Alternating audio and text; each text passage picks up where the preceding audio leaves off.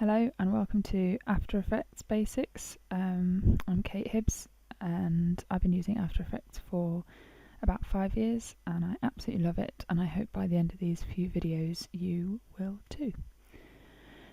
So in this video we're going to look at the interface of After Effects, and we'll put together a very simple animation just to give you an idea of how to move things around and set up a composition. So let's start by having a look around. So just like with any other Creative Cloud, we have lots of different layouts in which we can use the interface. So we can jump between animation, essential graphics for example, but for now let's stick to effects. So over here we have our project window. This is also where we have our effect controls, which you will recognise from Premiere Pro. We have our composition, some footage and a layer tab. Just a quick jump forward. Quite often when I'm working on compositions I will have double clicked some footage and it will open up in one of these. It does not play back in the same way, so you might find that you are doing things to your composition and it's not showing up, so just make sure you're always, if it's relevant to this moment in time, using your composition tab. Over here we have lots of drop down tabs, all of our effects and presets, content aware fill, which we'll look at later, it's amazing, brushes, tracker, so we'll look at all of this later, but if you were to open any more tools, for example paint, they will open over here. And down here, so at the moment we have our render queue, but if we go back to effects, so if we go back to effects, there we go, here we have our composition. So at the moment we don't have any composition, so let's bring something in. This splash page that we get when we first open it, we have a new composition and a new composition from footage. So the new composition will allow us to set up the composition to whatever output we would like. The new composition from footage will bring in footage and it will set the composition to the aspect ratio of the footage we've brought in. So for now let's do a new composition and we'll talk about this side of it in a while. So I'm going to call this boxes because we are going to animate boxes. Spoiler alert. I'm going to leave the preset as 1080 25p, so that's nice and simple. Okay, so the first thing you'll see is that we have a checkerboard background. So a lot of these things that you will recognise if you are a Photoshop user. If you'd like to change this background, we can just toggle the transparency there to a black background. Okay, and over here now we have a composition, and this composition is now over here, and anything we do in here will be saved inside this composition here. Just again jumping forward, just try and keep this as neat as possible and don't and get into the habit of naming layers as soon as you make them or you'll get into quite the tiz, I promise you.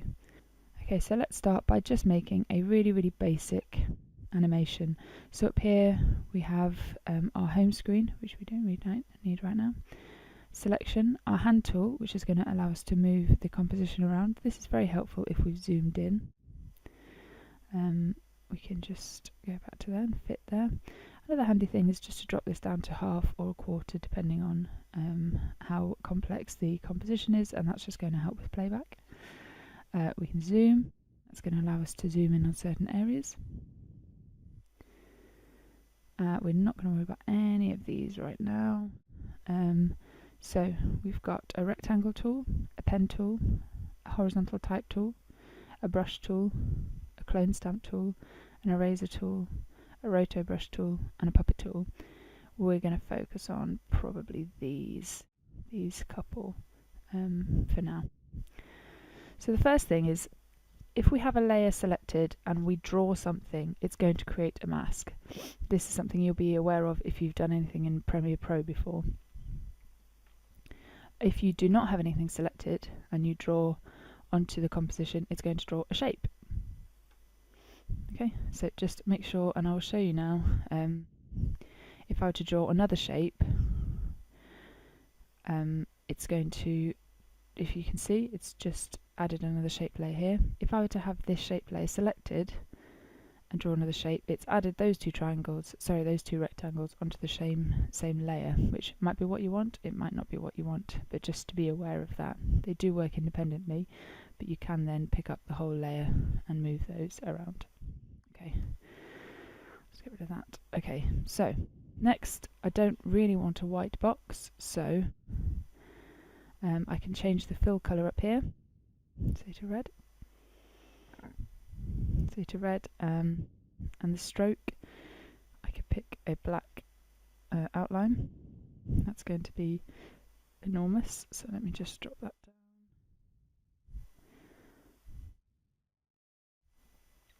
So now we have a red rectangle. If we want to move it, here's our rotation. We can just move things around. If we hold down the shift key, it's going to lock it into our original shape. And if we want to create a box, if you hold shift down as you're drawing it, then it's going to lock the aspect ratio into a box. So again, that's completely up to you what you want, but I would like a box right now. So I want to show you one more thing that took me a long time to learn. So I'm just going to jump ahead and show you now because it's quite crucial to After Effects. So I'm just going to put it onto black right now. So we have this little cursor here. That's called the anchor point. So to show you what the anchor point is going to do, I'm just going to show you how to move the box around. So if we go down to transform and drop this down, here we have all of these parameters that you will be very, very aware of from editing in Premiere Pro. So we can move them by moving the box around, and if you just look at the numbers down here when I move it, it's going to move those. Alternatively, you can drag them around, and that's going to be better for locking into the Y or the X axis. Again, we can do the same with scale and the rotation and the opacity. So we can just change the parameters quite easily like that. So jumping ahead to the anchor point, you'll see that that scaling up and down has quite a strange reaction. So what we want to do is move the anchor point so that it is in the middle of the square. So we can do that by either moving the square onto the anchor point like this. Alternatively, we can hold down the Y key and pick up the anchor point and put it wherever we want. And now if I scale up and down,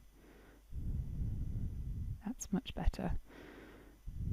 That gives me slightly better control over the animation, so I get into the habit of doing that. Just as an aside, we can unlock that if we want, and then we can change just one side of the scale. So I'm going to pop this up here, make this a little bit smaller.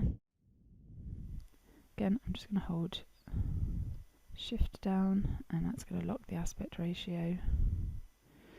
Perfect. Oh, I let go too soon. So I'm going to start moving it, then hit the shift key, and then let go. Now I'm just going to, I could just Command D and create my new shape layer. So let me just move this down, and I'll show you now. I could just pick it and move it, but there you go. You can see that I'm not going to be exactly underneath. So this is a good time for me to drop down to transform and use the drag this parameter down here. And what I'm going to do now is go into the contents of this shape layer, and we can see the fill there, and I'm just going to change this to green, and then I'm going to very unoriginally call this green box. I'll call this red box, and then finally I will duplicate this by hitting Command D, and I'm going to use the transform here. I'll use the position. I use the position parameter here to drop that down, so now I know that these are all in line. Go into the contents, open the fill and change this to blue, and I will name this layer, you guessed it, pink box. Lol. Okay, so I have my 3 boxes, and now for the animation. So the first thing we have to do is enable keyframes. So some of you may have had some experience with keyframes and some of you will not. Keyframes are points in which a value is locked in a parameter, and we can add a number of keyframes, and what that will do is over time it'll move between those two different values, thus creating an animation. So the first thing we'll do is we will add the first keyframe. So let's go to 2 seconds so that this doesn't drag on, and then I'm going to add another keyframe. So what I can do is I can either hit this diamond here and that will create a new keyframe. Alternatively, I can just change this parameter and you see that the first thing that happens is a diamond appeared there and there, thus creating a new keyframe. So if I were to go back to the beginning here and press play, presto, I've animated my first thing. It feels great. I'm going to drop the green box down and I'm going to do the same thing. So if I leave this red box open, I can, let's have a look. So as I'm sitting on this keyframe here, I can just add another one. And then what I'm going to do is I'm going to use this little arrow here to jump to the animation at the beginning. Now the reason I'm going to use this arrow is so that I'm just going to get into the habit of using the arrows, because if you start freestyling, when your composition is very complex, it's very easy to hide keyframes by accident. So it's just much easier to move around using these arrows. So I'm going to add keyframes there, and then I'll jump to there. And what you can actually do is copy, I can just copy that and paste it there. And because that's on that axis, it's exactly the same. So I'm going to just do that again with the third. I don't need the contents, I need the transform. So I will enable the stopwatch for that, move to the second one, add another one, copy and paste. Oops. I'll copy from here. So I'll copy that and paste there. Okay, so that's what we've got. We've got our very basic animation. So there are a couple of things I quickly want to show you about this. One, the first thing I like to do is just add motion blur, which is this here. So all we do is we add animation blur to that track, and there we go. It just means, as you can see where I've paused it, there's just a little bit of blur in between the motion, and it just makes it a little bit. Some animations it might work, some animations it might look really strange, but for this one I think it just adds a bit. Do you know what, I'm just going to save it. I'm going to call this boxes.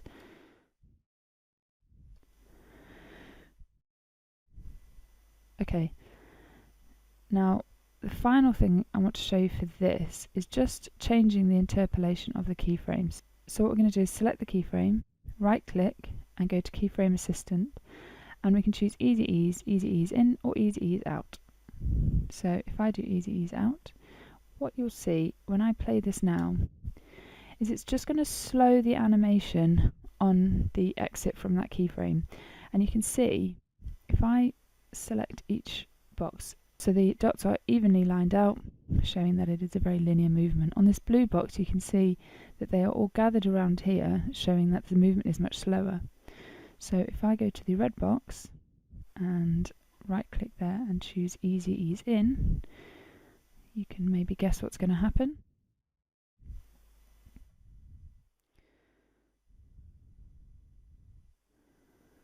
So it kind of shoots ahead a bit so that it can slow down on the landing, as it were. And that just creates a little bit more of a natural movement. And the final thing I'm going to show you, now that we've created our mind-blowing animation is this is our boxes animation. So this is sitting in here. What I can do is I can pre-comp these. So I'm going to right click and pre-compose. And I'm going to call this mini boxes, and I will show you why. So now I can apply, if I open this, I can scale this down.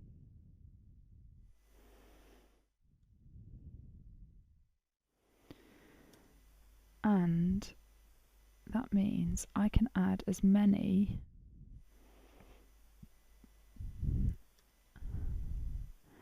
of these animations as I want. And I can treat each of them a little differently.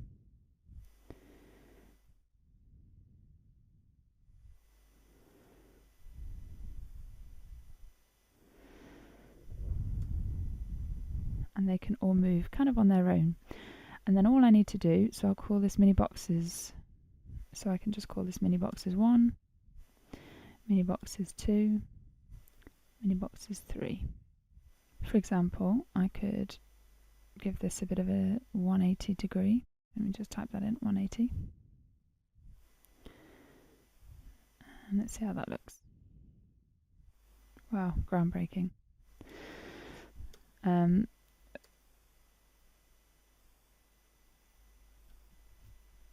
And now I can go in, if I double click, there is my original animation. So what I'd like to show you is if I go into this and change the colour to red, from red to pink, let's go back to this. So now, because I've used the same pre-comp mini boxes, it's changed all of the boxes to pink, which may or may not be what you want. If I just wanted one box to change colour, then I would have to do this. Edit, duplicate, mini boxes, I will call this red. So I can bring this down here. Let's see, let's move this around a bit. So I'll give this a 180 rotation as well.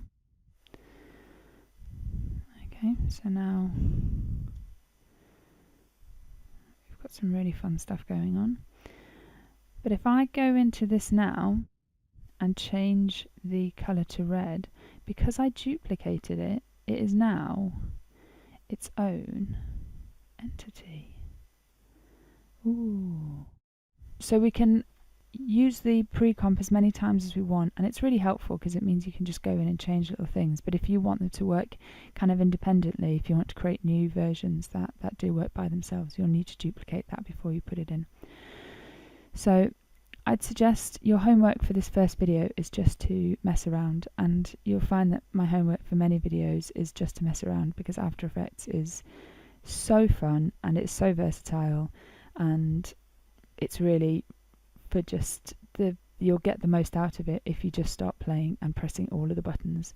You may get very frustrated and have to go over things again, but I often just feel that if you have to redo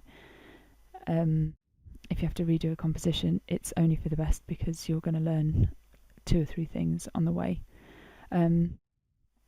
So yes, my homework to you is play, mess around, create a little logo with that, and feel free to send it to me at k.hibbs@staffs.ac.uk for some fun chats and feedback. I hope you enjoyed this, and I'll see you for the next one, where we will go into a little bit more detail and start getting even more out of this wonderful software. Thanks for listening.